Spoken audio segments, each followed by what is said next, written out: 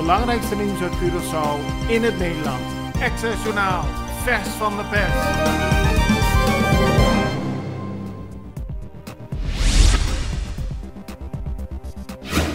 Yvette Melvoor van de stichting Ribabomés Forza vraagt aandacht voor de situatie in Klein Santa Marta. 16 huishoudens zitten daar al 2 weken lang zonder water. Het gaat om meer dan 80 kinderen in deze huishoudens en volgens Yvette Melvoor moet er iets aan gedaan worden. 2 weken geleden kwam Aqualectra naar Klein Santa Marta en sloot water en elektriciteit af omdat er werd gestolen. Yvette Melvoor zegt: diefstal is nooit goed, maar het feit dat kinderen zo lang zonder water zitten is ook niet goed voor de gezondheid. Ze hoopt op een oplossing.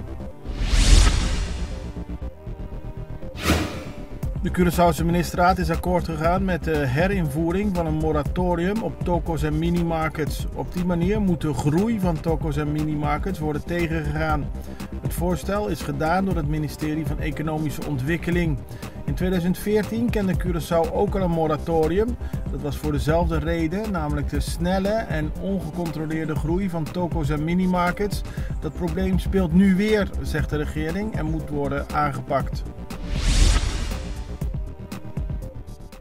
Na Aqualectra, nós toma tempo para servir ora com mais de comunibo.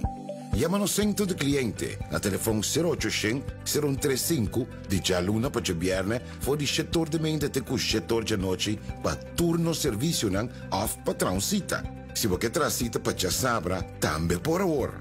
Por escolher para trabocita, riba aqualectra.com e aproveitar a mesora, põe o documento na cerca para a visita cerca nós vai mais fácil. Sim, Aqualectra su centro de cliente wordt klaar para servir na momento que você comini abo.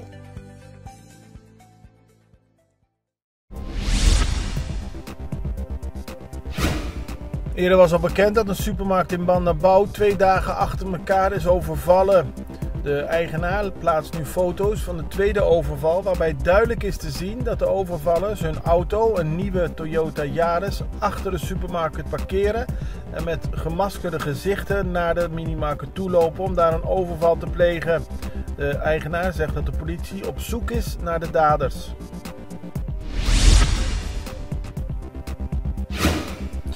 Het ministerie van Gezondheid, Natuur en Milieu heeft aangekondigd dat mensen op Curaçao ook geboosterd kunnen worden met de nieuwe Bivalent booster. Aruba, Sint Maarten, Bonaire en Nederland zijn er al mee begonnen, maar vanaf aanstaande maandag kunnen ook mensen op Curaçao zo'n nieuwe booster krijgen. Mensen kunnen langskomen op basis van hun leeftijd. Voor de data 17, 18, 20 en 21 oktober kunnen mensen die voor 1945 of in 1945 langskomen bij een walk-in bij de GGNGZ, het oude GGD. De Saturnusstraat ziet er weer goed uit. Curaçao is bezig met het opknappen van belangrijke wegen. De Saturnusstraat is vooral in de ochtend- en avondspits een druk bezochte weg. De afgelopen weken werd er een nieuwe asfaltlaag opgelegd. Het enige wat nu nog ontbreekt is bewegwijzering. Psychiater David Vinkers heeft al meer dan 20 jaar ervaring met Antillianen. Zowel op Curaçao als in Nederland begeleidt hij hun vaak als ze op het criminele pad terecht zijn gekomen.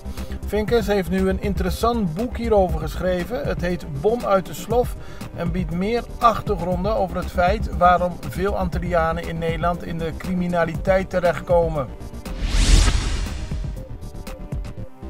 In Almere is een standbeeld onthuld voor Enid Brigitta, de Curaçaose zwemster die in de jaren 70 meer dan 21 titels in Nederland wist te winnen. In 1976 won ze 2 bronzen medailles tijdens de Olympische Spelen. Het standbeeld is een eerbetoon aan haar carrière en is tevens het eerste standbeeld in Nederland voor een zwarte vrouw.